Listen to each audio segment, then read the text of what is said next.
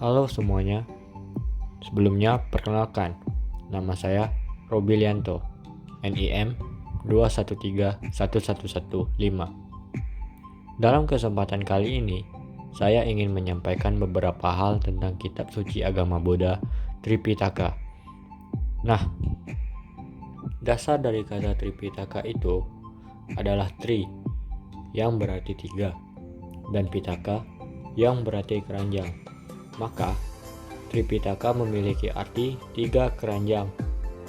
Yang dimaksud tiga keranjang itu adalah Vinaya Pitaka, Sutta Pitaka, dan Abhidhamma Pitaka.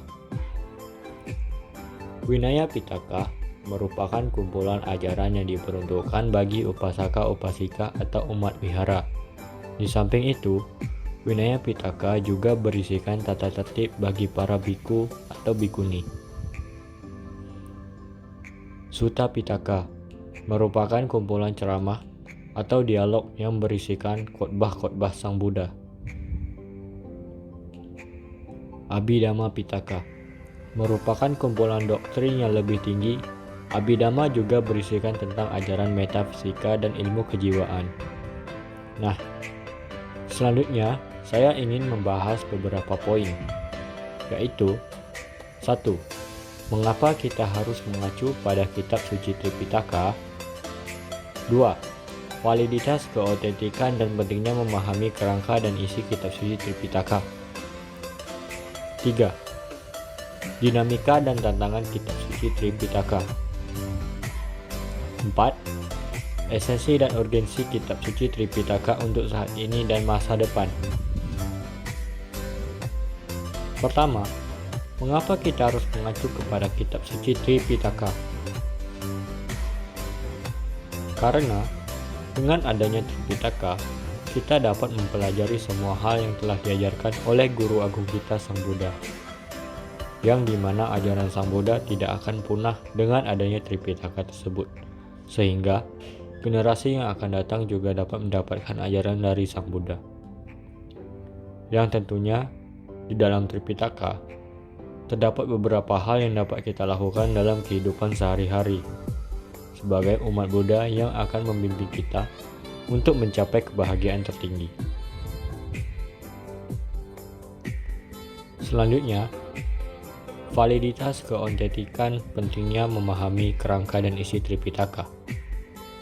Sebenarnya, Tripitaka ini terdiri atas beberapa sutta. Karena hal itu, orang-orang memiliki keraguan akan validitas keaslian Tripitaka tersebut, karena dalam hal awal perkembangan kitab suci ini terus dilestarikan, dan untuk menghafal semua hal tersebut sangatlah tidak mungkin. Tanda kutip. Sebenarnya bisa, mengingat kurangnya kualitas manusia pada masa sekarang. Ada cara lain saling menghafal, yaitu dengan menjalankan ajaran tersebut dalam kehidupan sehari-hari untuk melatih diri kita sendiri dan untuk mendekatkan kita dengan kebahagiaan ini dengan menjalankan berbagai peraturan. Dinamika dan tantangan kitab suci Tripitaka. Hal ini terjadi karena adanya perkembangan teknologi pada masa ini dan bahkan di masa yang akan datang.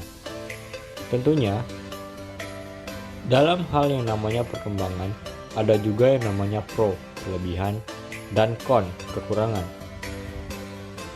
Kelebihannya, kita dapat dengan mudah membaca isi Tripitaka tanpa harus membawa buku yang tebal dan banyak, dengan hanya membawa handphone atau laptop yang bisa mengakses internet.